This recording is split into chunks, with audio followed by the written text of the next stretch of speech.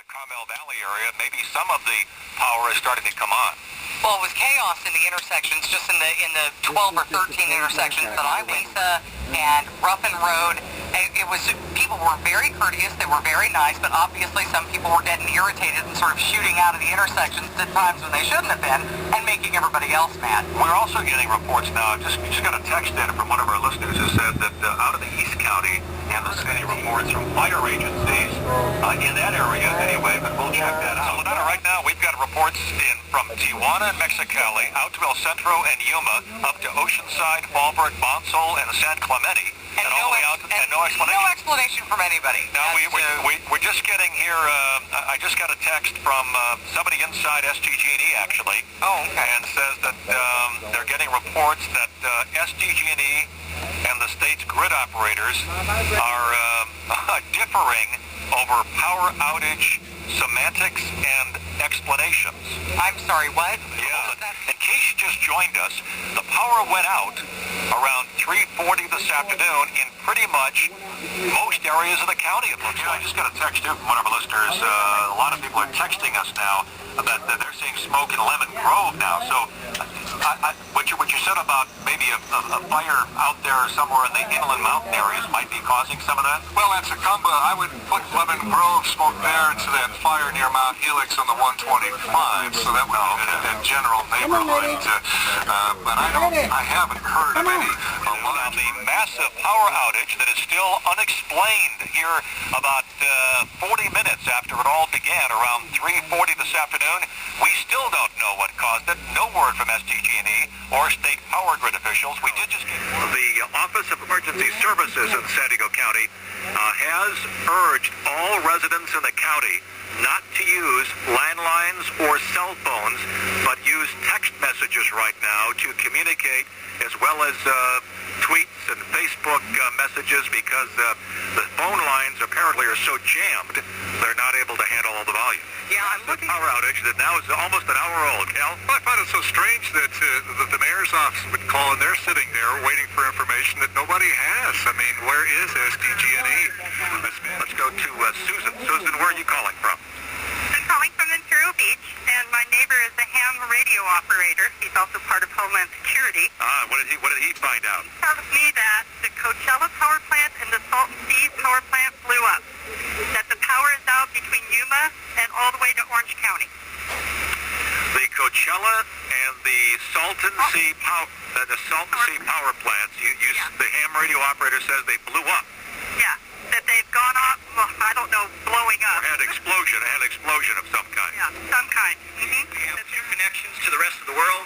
One is from the north, outside of San Onofre, down into San Diego, and one is to the east on our 500 kV line from the east. Both of those connections were severed, and we had lost the benefit of having the San Onofre units operating and providing power here in San Diego. At this point in time, we have no indication of how quickly we can restore power. We are putting in place our system restoration plan as we speak, and what that will involve will be getting power back to the central core of San Diego on those transmission lines, and then working that power out to our substations and ultimately down to our customers. One thing I want to mention is that there's no indication that this event was caused by terrorism at this point in time. It appears to be a system issue, and so we will let you know if we get any additional information on that. So right now we're into our system restoration plan, and we'll be working that. We expect customers to be out for quite a while. We expect this will go through the evening, into the night, and into tomorrow in some areas. Could go into later tomorrow in some areas on the remote fringes of our system as well. So we want all of our customers to be focused on their emergency supply plans. Make sure you've got plenty of water. Make sure you have plenty of supplies. Use those emergency plans that you have talked about over the years, and we will do everything we can to get power supply back as soon as possible here in San Diego. I also wanted to mention that this power outage has affected Mexico and Baja California. They also are without power in Baja, and so what we have is power north of us and power east of us, but no power here or in southern Orange County or in Baja. We're working to get all of our power plants back online. The San Onofre plants are not connected to the system right now, but one of our first acts is to get them reconnected to the system so we have additional power supply to the region. What are they wires? Just getting wires by San Onofre disconnection? Well, that is probably due to the voltage instability and the system event that occurred starting in Arizona. We have an interconnected system, and you can think of it as a series of springs that work together, and oftentimes they work very, very well because they support each other in the system. So we have a very strong and reliable system. Sometimes when one of those breaks or more than break, you have a reverberation that will cause some of the sensitive relays to take a plant out to protect the plant, to make sure the plant is protected. So you have crews out working, or is it mostly computerized repair? We have crews that we're stationing out in the substations right now, and the first act that we will take is to get the high voltage transmission system re-energized, and then have our crews reconnect to the lower voltage transmission systems, and then to the distribution substations that serve customers out in the area. How do you define system event? Do you know what happened on that line? We actually don't know what happened to the line. All we know is that the line went out, and they attempted to re-energize that line in Arizona, and that was unsuccessful. At this point in time, we don't have any indication of exactly why it went out. And if you don't know why it went out, how can you be so sure that it's not an act of terrorism? Well, what I've said is that we have no indication that there's an act of terrorism at this point in time. So we will ensure that we get that information to you as we find out exactly the cause of this particular outage. But extremely high usage because of the hot weather played a role. Yes, it could have, because we have a lot of demand for power here in San Diego, and when you lose a transmission line, you start bringing in a lot more power on the other transmission lines, and then when you lose power plants, you don't necessarily have enough power to serve the rest of the load.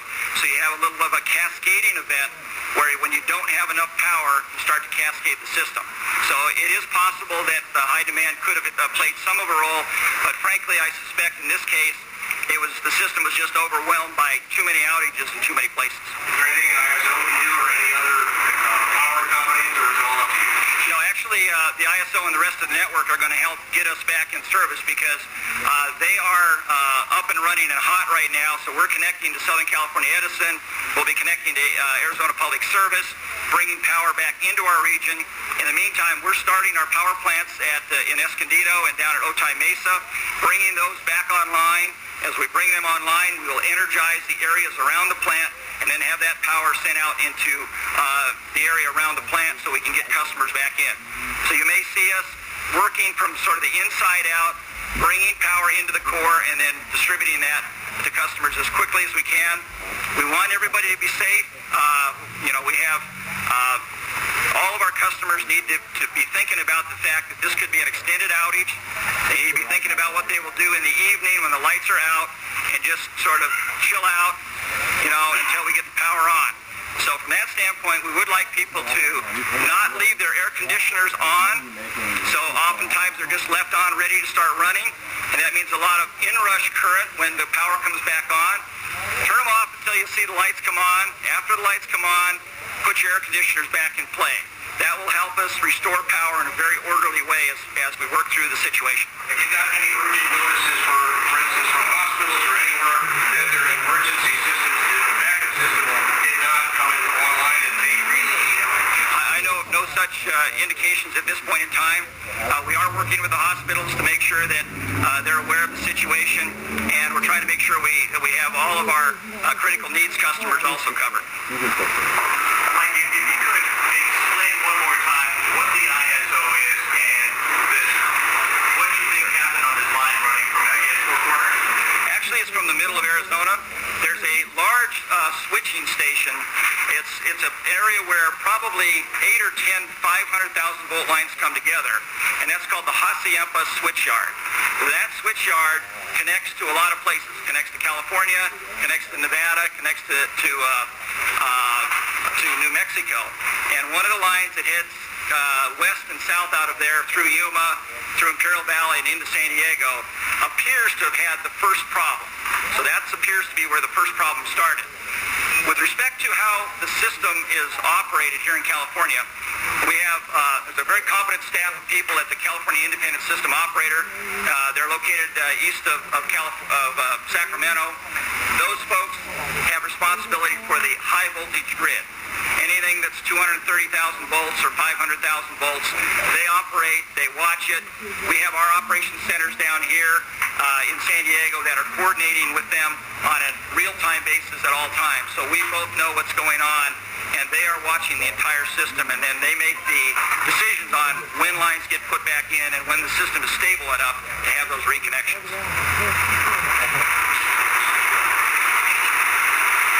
You're listening to live news conference from SDG&E on this massive blackout in the county that's affected all of San Diego County, parts of Orange County, and into Mexico. Hearing from SDG&E, people are finally getting what we know at answers this to point this, in time is and that we know all now. of our system, which includes San Diego County and parts of southern Orange County, are out. The Baja California Norte system, which is connected to the United States in two different places. One is in Imperial Valley, and one is right off of Tijuana into our system. They have gone dark as well. So we have those two major areas essentially out of power at this point in time. We have no indication that anywhere else has a problem at this time. What SDG&E has about 1.4 million? We have about 1.4 million customers altogether. All of them out at once. We've had some other major system events in the past where the interconnected grid has had some difficulties, and we've lost major customers. To my knowledge, this is the first time we've lost the entire system due to a major interconnected event, especially one that's started in another state. What's your best guess as to how soon we might get what percentage back? You know, I don't have any guesses on that. We've got to take a look at our system a little bit more closely and coordinate with the ISO, and as soon as we know that, we'll be back out and we'll be talking to you about that. You said that there's no indication of terrorism. No indication at this point in time.